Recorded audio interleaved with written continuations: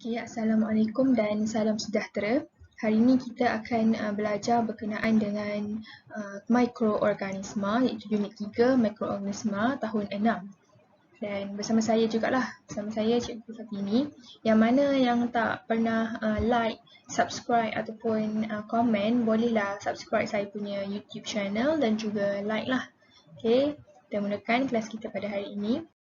Okey, ini adalah video. Awak semua boleh tonton dulu terlebih dahulu video ini.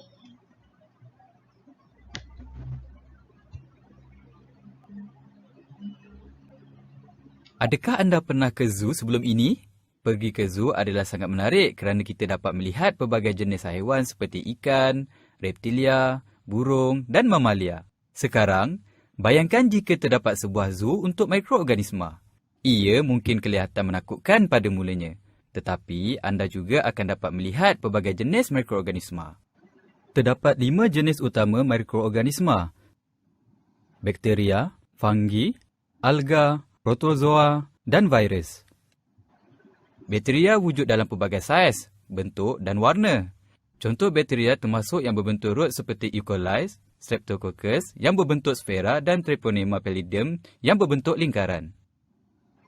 Fungi kadangkala boleh dilihat apabila terdapat dalam jumlah yang besar. Contoh fungi termasuk kulapuk, yeast dan penicillium. Alga adalah mikroorganisma yang boleh membuat makanannya sendiri melalui proses fotosintesis, seperti yang dilakukan oleh tumbuh-tumbuhan. Alga hidup di dalam air dan juga di kawasan yang lembap di darat. Contoh alga termasuk Spirogyra dan Phytoplankton. Protozoa adalah mikroorganisma yang paling besar. Ia boleh didapati dalam persekitaran yang mengandungi air, seperti tasik dan sungai. Contoh protozoa termasuk Paramecium dan Amoeba. Virus adalah mikroorganisma yang paling kecil. Virus hidup di dalam organisma hidup yang lain dan menggunakan bahan-bahan di dalam organisma hidup untuk menghasilkan lebih banyak virus. Contoh virus termasuk virus influenza dan HIV. Okey. Okey, awak semua dah lihat berkenaan video tersebut. Jadi awak semua boleh. Okey, ini adalah antara jenis-jenis mikroorganisma yang ditunjukkan di dalam video tersebut. Ada bakteria iaitu E. coli, Streptococcus, Treponema pallidum. Ada fungi ataupun fungi, kulapuk pada roti, yeast dan penicillium. Ini adalah jenis-jenis fungi ataupun fungi. Alga iaitu Spirogyra dan juga Phytoplankton. Untuk protozoa, dia ada jenis dia adalah Paramecium dengan Amoeba. Virus pula ada virus influenza dan juga HIV. Itu sajalah berkenaan dengan virus, jenis-jenis virus, dan hari ini kita akan objektif kita adalah untuk melakar sekurang-kurangnya 1 daripada 5 jenis mikroorganisma. Yang kedua, menjalankan eksperimen magic pepper soap. Yang ketiga, melaksanakan 7 cara membasuh tangan bagi mempraktikkan amalan harian yang sihat. Okey. Untuk eksperimen pada hari ini, sesiapa yang join Google Meet bersama saya, awak semua boleh buat secara langsung lah Magic Pepper Soap ni, eksperimen dia. Tapi untuk yang tak join, bolehlah cuba buat di rumah sebab bahan-bahannya sangat-sangat simple. Sebelum tu kita perlu melakar terlebih dahulu 1 daripada 5 jenis mikroorganisma. Okey, ini adalah lakaran mikroorganisma. Bagi yang join Google Meet bersama saya, awak boleh try lakar menggunakan aplikasi yang hebat-hebat lah. Okey, bagi yang tak join Google Meet, awak boleh lakarkan mikroorganisma. Apa-apa mikroorganisma yang awak tengok tadi, kan ada 5 contoh tadi, 5 kumpulan. Awak ambil je salah satu, awak lukiskan, lepas tu hantar gambar kepada saya. Untuk yang tak join Google Meet, okey? Maksudnya yang tengok YouTube masa pengajaran Google Meet berlangsung lah. Okey, itu saja. Peraturan Google Meet ni yang join Google Meet bersama saya. Okey, eksperimen Magic Pepper Soap. Kita akan masuk macam mana nak buat eksperimen Magic Pepper Soap ni. Dia punya prosedur dia, apa perkara yang perlu buat, apa bahan yang perlu digunakan, dan bahan-bahan ni sebenarnya saya dah share terlebih awal dulu dekat grup WhatsApp. Tapi tak apa, kita review lagi sekali dekat dalam kelas saya, okey? prosedur eksperimen. Apa yang kita perlukan, bahan-bahan ini adalah kita perlukan air, pinggan, lada sulah dan juga satu lagi dan juga sabun. Terserahlah nak guna sabun cuci pinggan ke, nak guna sabun cuci tangan ke, is okay. Mana-mana sabun, okay. Prosedur eksperimen yang ni, okay. Gambar yang kat sebelah yang ditunjukkan ni, yang gambar ni lah, yang gambar ni ditunjukkan ni adalah dalam bahasa Inggeris dan saya translatekan, saya translatekan ke dalam bahasa Melayu. Okay, yang pertama, tuangkan air ke dalam pinggan sehingga separuh penuh. Ni awak dah ada pinggan. Ada pinggan dekat sini. Lepas tu tuangkan ke dalam pinggan separuh penuh. Yang kedua, masukkan lada sulah ke dalam pinggan yang telah berisi dengan air. Okey, sebentar tadi awak telah lakarkan mikroorganisma yang awak nampak kan dekat yang awak tengok dalam video tu. Tetapi macam mana kita nak buat eksperimen berkenaan dengan mikroorganisma ni? Kita tak ada mikroskop. Seperti kita tahu, mikroorganisma ni tak boleh dilihat dengan mata kasar. Ianya sangat-sangatlah halus, sangat halus dan perlu dilihat di bawah mikroskop. Jadi, saya buatlah eksperimen ni nak bagi tanggapan dekat awak semua bahawa mikroorganisma tu ada. Jadi, kita gunakan lada sulah.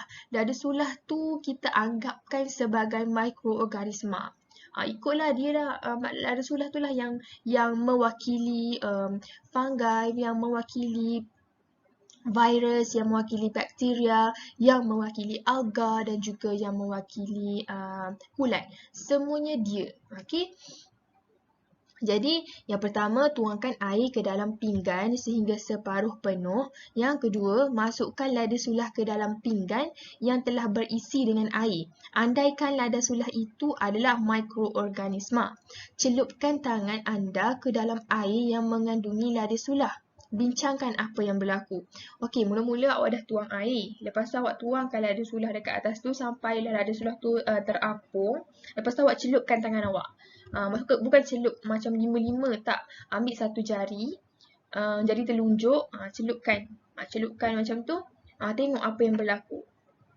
Okey, tengok apa yang berlaku. Tuliskan dulu dekat tepi dalam buku. Tuliskan dulu dekat tepi apa yang berlaku. Lepas tu yang keempat, letakkan setitik sabun pencuci tangan ke atas jari telunjuk. Ambil tu letak setitik je ataupun letaklah penuh jari telunjuk ni pun tak apa. Okey. Dan awak pun celupkan jari yang mempunyai sabun ke dalam pinggan yang mempunyai lada sulah dan air yang letak. Lepas tu awak tengoklah apa yang berlaku. Okey, bila awak dah nampak apa yang tangan yang tak ada sabun dengan tangan yang dah ada sabun, awak boleh bincangkanlah apa yang akan berlaku, okey? Dan awak lakarkan pemerhatian eksperimen tu dalam buku. Bagi yang tak join kelas Google Meet saya, tolong lakarkan pemerhatian sebelum dan juga selepas. Sebelum dan selepas, okey. Macam mana cara awak nak lakarkan? Okey, mula-mula awak buat sebelum, okey, sebelum kan, sebelum, lepas tu ni adalah bulat, lepas tu awak lukiskan macam mana lada sulah ada dalam ni. Lepas tu dengan selepas, selepas pun buat juga, tapi sebelum tu sebelum apa? Sebelum tangan dicelupkan ke dalam sabun. Macam tu. Selepas tangan dicelupkan ke dalam sabun. Lepas tu buat juga bulat dan lukis dekat dalam ni. Macam mana nak lukis dia tu, okey?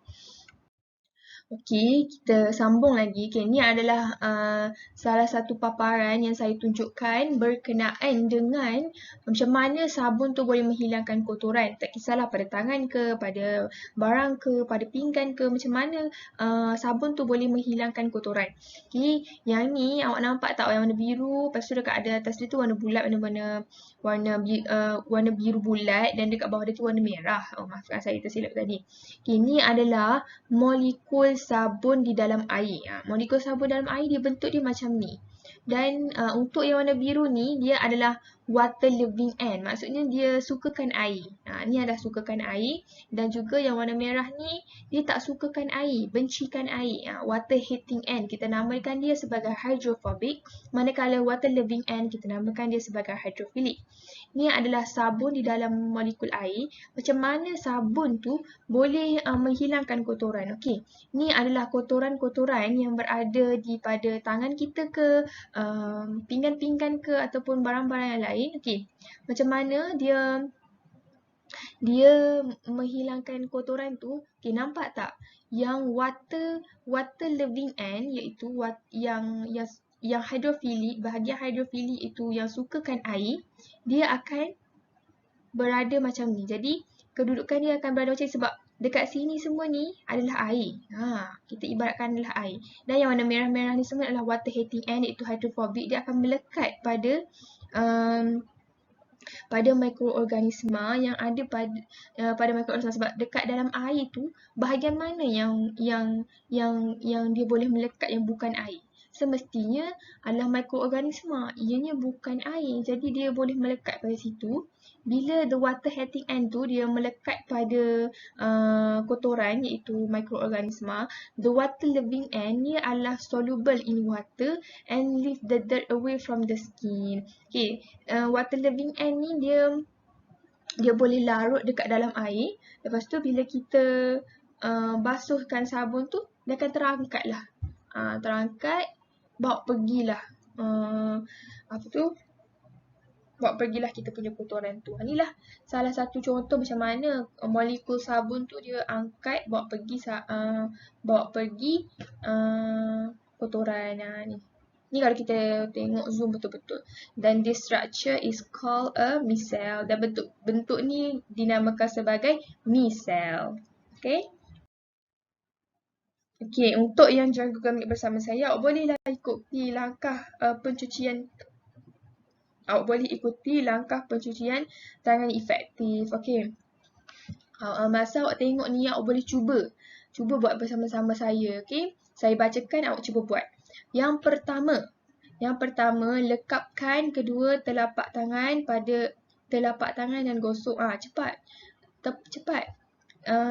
Lekapkan kedua telapak tangan, gosok. Okay, gosok. Okay, untuk yang nak basuh tangan secara efektif ni, 7 lah basuh tangan secara efektif. Awak kenalah ambil dulu sabun, basuh sedikit tangan. Okay, lekapkan kedua tangan, telapak tangan dan gosok. Gosok. Yang kedua, lekapkan telapak tangan kanan di atas dorsum tapak tangan kiri. Okay, dorsum tu adalah belakang tapak tangan kiri. Okay, awak ambil, letak dekat belakang tapak tangan kiri dan jari bersilang dan gosok secara atas ni. Gosok celah-celah jari tu semua gosok. Yang ketiga, lekapkan kedua telapak tangan dengan jari bersilang dan gosok. Okey, yang ni yang depan pula. Gosok juga secara kat depan. Tadi kat atas belakang, kat depan pula. Yang keempat, genggam tapak tangan kiri. Okey, genggam semua. Dah genggam, guna tapak tangan kanan gosok bahagian dorsum. Iaitu bahagian belakang lah. Bahagian belakang, buku jari dan tangan kiri.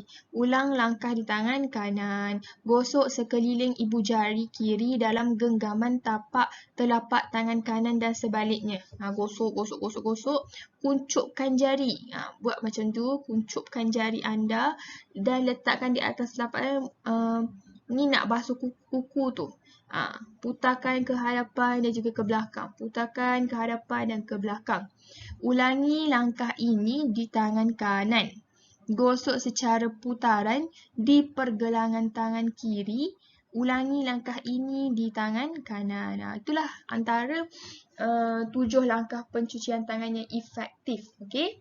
Awak boleh cuba ni dekat rumah, tolong praktikkan. Yang ni cara yang paling betul nak basuh tangan. Bukannya awak basuh tangan sekejap saja.